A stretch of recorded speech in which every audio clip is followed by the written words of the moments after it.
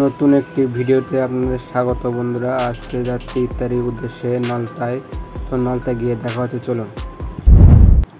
তো বন্ধুরা, নলতায় আমি পৌঁছে গেছি ইফতার মাহফিলে। তো রওজা পার্ক প্রাঙ্গণে পৌঁছে গেছি, দেখতে পাচ্ছেন সামনেই গেট।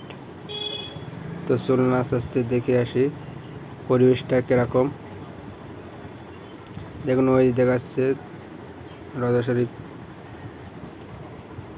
তো চলুন আস্তে আস্তে ভেতরের দিকে যাওয়া যাক। বন্ধুরা, ইত্যাদি বন্টন এখানে চলছে, দেখতে পাচ্ছেন।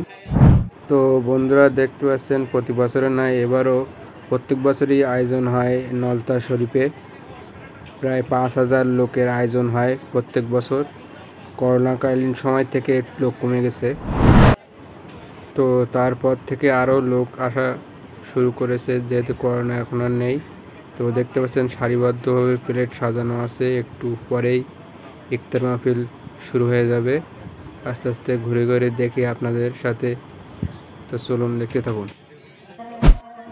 তো লোক আসা শুরু করেছে, দেখতে পাচ্ছেন ধীরে ধীরে লোক ভর্তি হয়ে যাচ্ছে, যেহেতু ইফতারি সময় আগত, যার কারণে লোক আস্তে আস্তে চলে আসছে।